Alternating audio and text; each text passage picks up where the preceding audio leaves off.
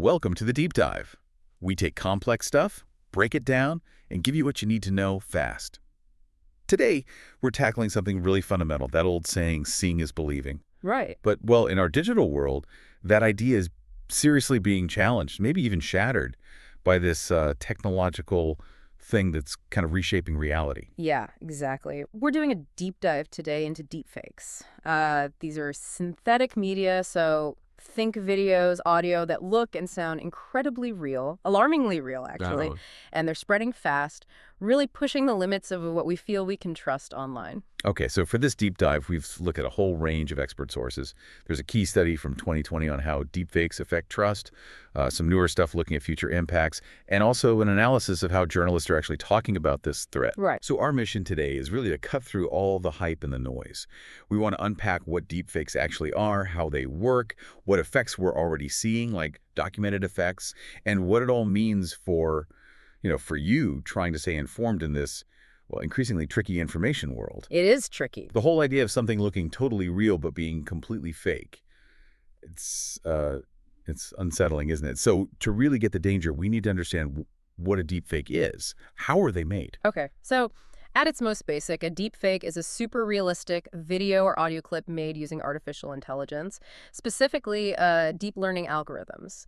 The name itself actually popped up back in 2017 on Reddit, of all places. Right. And while, we had photo editing for ages, simple stuff, today's deepfakes are just a whole different ballgame. They use these really complex AI algorithms trained on massive amounts of data, huge data sets, using what we call deep neural networks. Deep neural networks, like digital brains learning. Kind of like that, yeah. Incredibly complex, multi-layered digital brains, you could say, learning to mimic reality by processing just vast quantities of information. That's a massive jump from just, basic Photoshop. So what are the actual techniques? How do they manage to make them look and sound so convincing? Well, there are a few main ways they do it. One pretty common one is using face graphed videos. Machine learning algorithms basically do a digital face swap. Okay. They map one person's expressions onto another person's head, so it looks like they're saying something or reacting in a certain way. Wow. Another technique is reverse engineering speech. So they take existing recordings of how someone's mouth moves when they talk, their voice patterns, and then they can basically make a synthetic version of them saying pretty much anything you want them to say. And the results can be scarily good. And then there's the big one we hear about, JANs, generative adversarial networks. How do they fit in? Yeah, JANs are fascinating. It's this AI setup where you have two neural networks basically competing against each other. Yeah. One network, the generator, creates the fake content, the video, the audio. The other network, the discriminator, tries to tell if it's real or if it's fake. Okay. And they go back and forth, constantly trying to fool each other. This competition forces the generator to get better and better at making realistic fakes. It leads to this incredibly realistic synthesis of audio and video, mimicking human movements, voices. It's quite something. And the scary part is there's so much footage out there already, right? What? Especially of politicians. Exactly. There are huge amounts of public footage online, and often the software to create these deepfakes, it's freely available, or at least getting easier to access. Which means we're already seeing some, frankly, chilling real-world consequences. Yeah. The potential for harm isn't just theoretical anymore. I mean, that story from India in 2018. Oh, that was just tragic. Yeah. And it really highlights the real-world danger, the stakes involved. A video spread like wildfire on WhatsApp, appearing to show a child being kidnapped while playing cricket. Just off. And this completely fake video, it triggered 8 weeks of mob violence across India. At least 9 innocent people were killed because of it. Unbelievable. And the source was? The truly chilling thing, it was actually part of a public education video from Pakistan, originally meant to warn people about child abduction, but someone cleverly edited it, cutting out the end part, the reveal, where an actor holds up a sign explaining it's staged. Oh my God. So all people saw was the shocking, seemingly real kidnapping? It perfectly illustrates how seeing isn't believing anymore. And then, maybe more widely known, at least in the West, was that BuzzFeed video with President Obama. Yes, that one was different because it was intended as a warning, a sort of public service announcement about the tech itself. Right, the one with Jordan Peele. Exactly. In 2018, BuzzFeed released this video, and it looked like former President Obama was calling President Trump a total and complete dipshit. Which obviously got a lot of attention. It did. But it was actually Jordan Peele doing an Obama impersonation, and his team used AI to digitally map Obama's face onto Peele's, matching his expressions and lip movements perfectly. It was incredibly well done. And that PSA itself went viral, didn't it? Which kind of proves the point about how fast this stuff spreads. Absolutely. It got something like over 5 million views on Facebook and YouTube, plus another nearly 5 million on Twitter. It just exploded.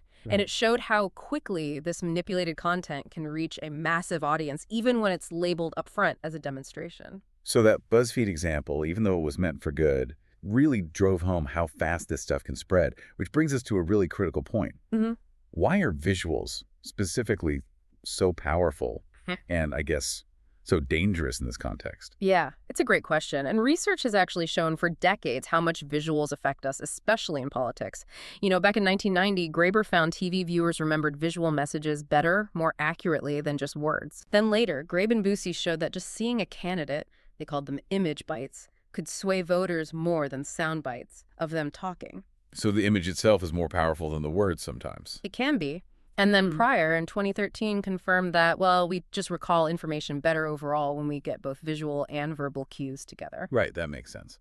But why do visuals stick with us more? What's going on cognitively that makes them hit harder?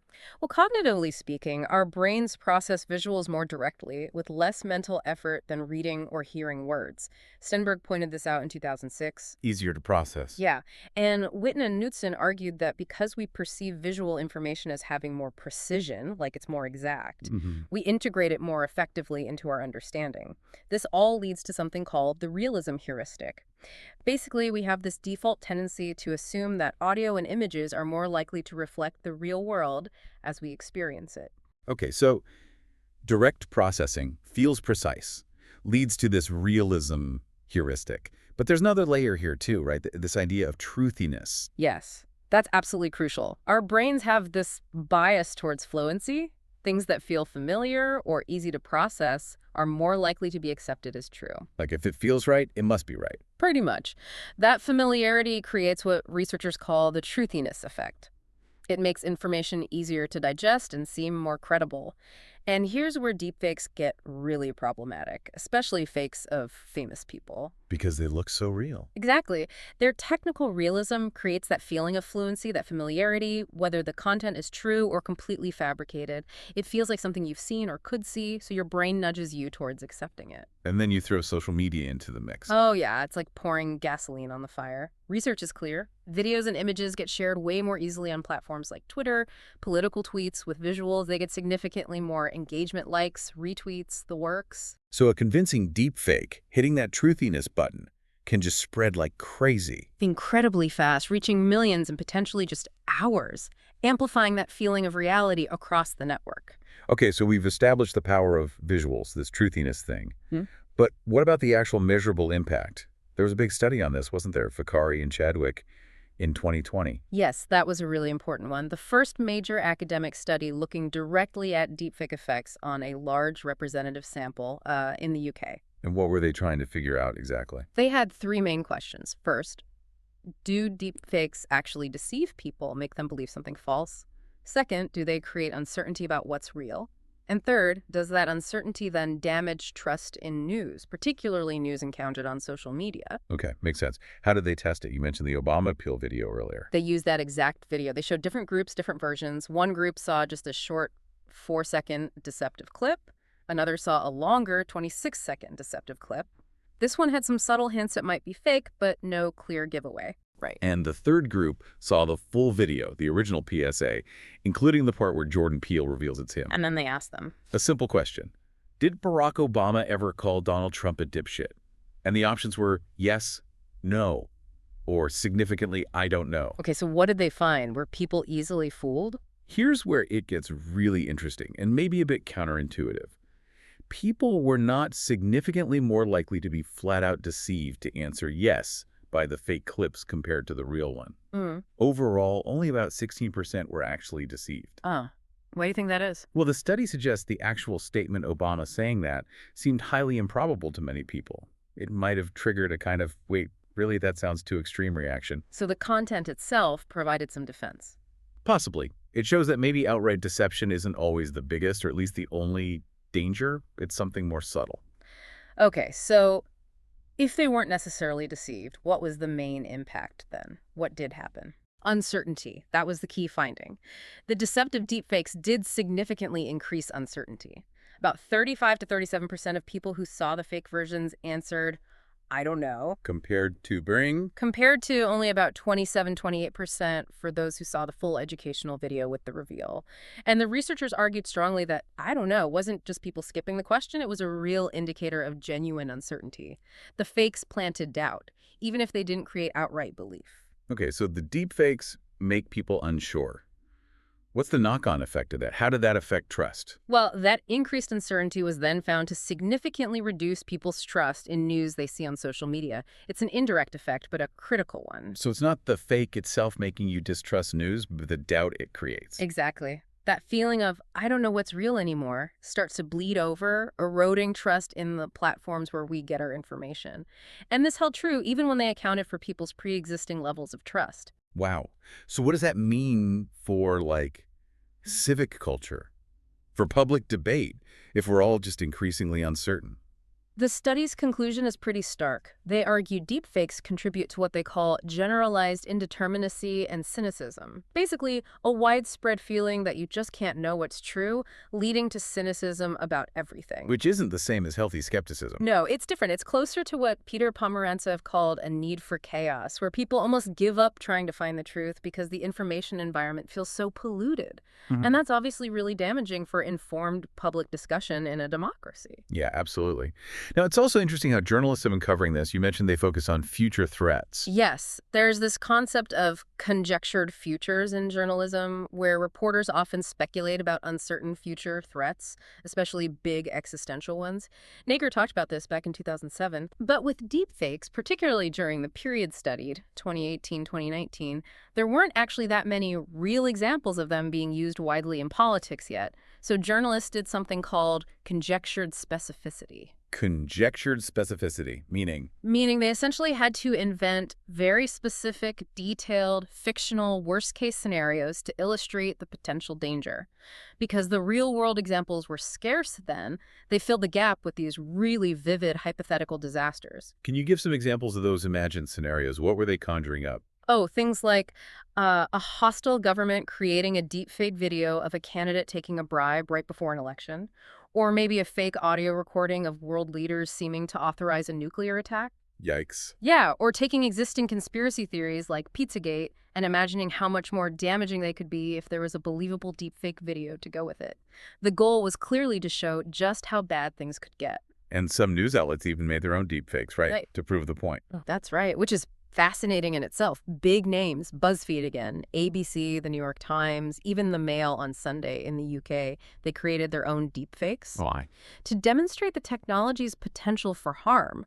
Sort of a, look, if we can do this relatively easily, imagine what malicious actors could do. It really underscored the narrative they were building about a coming total corrosion of trust. Corrosion of trust in Everything, basically. News media, documentary evidence, you name it. We saw quotes in the analysis, like the New York Times, saying it would become impossible to tell what is real from what is invented. Or the Indian Express worrying that the last medium that the viewer could regard without instinctive incredulity is compromised. A real sense of epistemological crisis. And they often tied this back to democracy itself and how they saw citizens reacting. Yes, very much so. They frequently framed it as part of a broader epistemological crisis of democracy. The idea was that if you can't trust evidence, public accountability collapses, leading to a collapse in the trust in political figures. And how did they portray the public in all this? Often, the journalistic discourse painted citizens as somewhat ill-equipped, maybe naive, or as unthinking partisan-motivated social media users. There is an undercurrent suggesting people are easily swayed by motivated reasoning, just believing stuff that confirms their existing biases, and lack the digital literacy needed to navigate this complex environment responsibly. Okay, so the impact clearly goes way beyond just news and politics.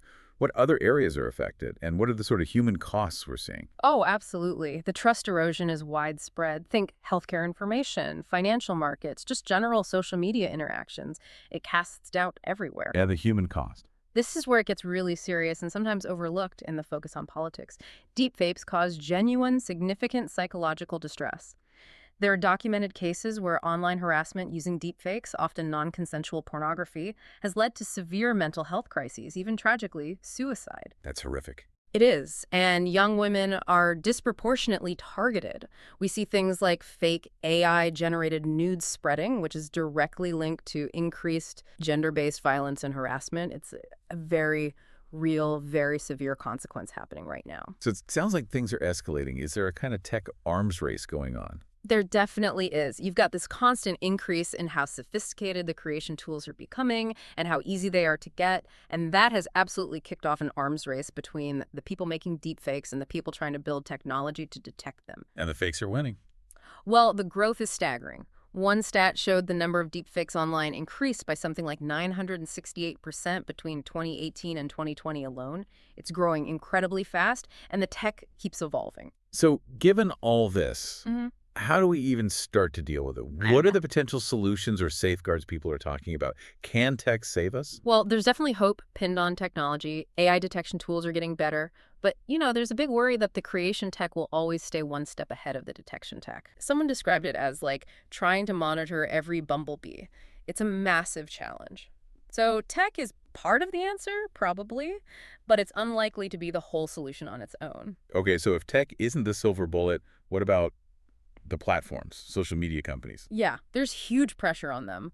Calls for them to take much more responsibility for the content on their sites, to actually police it better, use warning labels, maybe change their algorithms, to stop being just passive distributors, essentially. And what about us? The users, the audience? Is it just about being more skeptical? Digital literacy is definitely part of the conversation, encouraging people to be more critical, to verify than trust. But there's also a recognition that this puts a massive cognitive burden on every single individual. Yeah, you can't fact check everything you see online. Exactly. We can't all be full-time investigators. It's asking a lot. So in this messy situation, what's the role for traditional journalism? Does it still matter? The argument made in some of the sources is that, yes, professional journalism is actually more crucial than ever. It can act as a bulwark against fabrication, as arbiters of truth. Oh. By emphasizing rigorous verification processes, by being transparent about how they check facts, the idea is that societies need reliable gatekeepers to help make sense of the information chaos. And quality journalism, despite its own challenges, is best placed to fill that role. Okay. Were there any other broader recommendations coming from the experts you looked at? Yeah, a few key things came up consistently. One is a big push for better media literacy education, starting early. Another is the need for some kind of universal regulatory framework around creating and distributing this stuff. Regulation, okay. Also, strong prevention methods, maybe watermarking real content, and just general public awareness campaigns so people understand the threat. And there's a sliver of hope, perhaps, that all this erosion of trust could maybe lead people towards healthy skepticism, questioning where info comes from, rather than just throwing their hands up in cynicism and disengaging completely. Right, skepticism good, cynicism bad. Pretty much. Skepticism keeps you engaged, looking for better sources. Cynicism just makes you check out. So let's wrap this up. What does this all mean for you listening right now? I mean, that old idea, seeing is believing. It feels fundamentally broken, doesn't it? It really does. We've seen deepfakes might not always fool us directly into believing a lie. Right, the uncertainty part. But they absolutely sow that deep uncertainty. And that uncertainty chips away at trust. Trust in the platforms, trust in the news, maybe even trust in evidence itself. Which leaves us with a really tough question, I think. In a world where reality can literally be synthesized, faked, how do we, just as individuals, find that balance? How do we stay healthily skeptical without just tipping over into total cynicism? Yeah, that's the challenge, isn't it? And what responsibility do we all have now when we share things online, knowing how easily things can be manipulated and how powerful these fakes can be? Maybe something to think about next time you see a really shocking video online. How might your approach change after this deep dive?